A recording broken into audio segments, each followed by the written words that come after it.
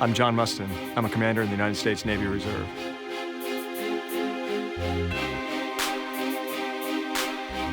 Navy Reserve is a supporting element to the active duty forces of the U.S. Navy. So when we have missions that require additional personnel, additional equipment, additional training, oftentimes the reserve force is specially trained to fulfill those missions. At the end of the day, what the reserve is all about is enabling the U.S. to fulfill global obligations, and we do that by supporting the active duty forces. The Navy today is looking for people who can contribute as doctors and lawyers and electricians and plumbers and virtually any other professional capacity where you may have sought a civilian career. When you look at how the Navy Reserve can contribute, it's interesting to consider that a Navy ship, for instance, underway, is essentially a small city. Everything that you would see in a small municipality exists on a ship because when you take lines in and you sail away, you have to be able to provide all of those different services when you're afloat. Since being a reservist now, I've had a number of fantastic jobs within the Navy Reserve, one of which was on a carrier strike group staff as the operations officer. Now, interestingly, after leaving active duty, my first reserve job was with the carrier strike group staff that my ship had been a part of. So it was very easy for me to make a seamless transition into the reserve force because my contribution was with the people who I'd served with on active duty. As a commanding officer of an inshore boat unit, we were tasked to deploy to fulfill a mission that established landward and seaward security for 2 different port facilities in Kuwait. My boats were operating on the water 24/7 during that 8-month window.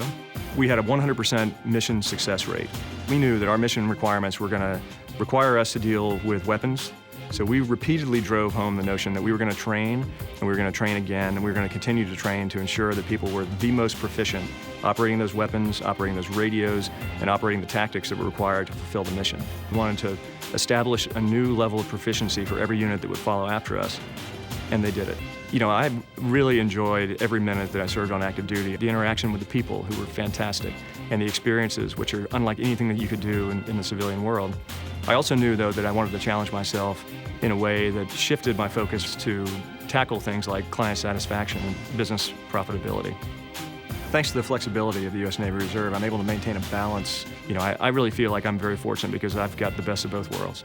My civilian career is very supportive for what I do in the Navy. I'm an ambassador for the service to an entire organization that wouldn't ordinarily interact with somebody who is affiliated with the service. The Navy Reserve administratively provides an option called flex drilling, which gives you, a drilling reservist, the flexibility to manage your schedule in a way that can accommodate both rigorous civilian requirements as well as your Navy requirements. On a monthly basis, a reservist is expected to perform 4 drill periods, and each of those is 4 hours. Given the obligations that many people have outside of the Navy, it's difficult to commit for 12 months in advance that you'll be able to attend every one of those drills.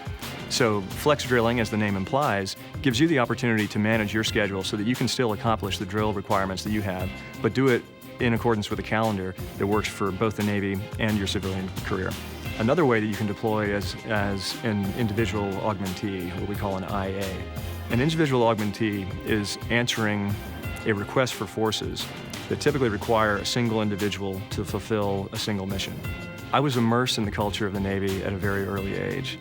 And just even as a very young man, I can remember being at my grandparents' house and listening to the stories that my grandfather told and seeing the people that were his colleagues and the stories that they shared and the camaraderie that they shared that was very different than I had seen from other friends' parents or grandparents. It not only inspired me to want to become a part of that, but also set a threshold for me that kind of governed my own level of expectation on how I was going to contribute.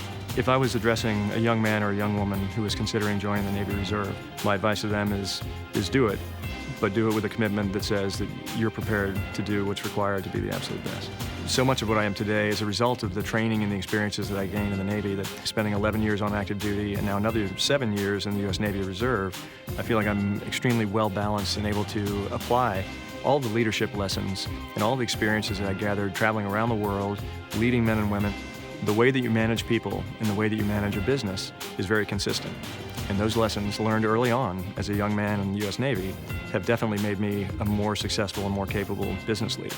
The long-term goal for any naval reservist is to ensure that we continue to improve the integration between the active component forces and the reserve component forces.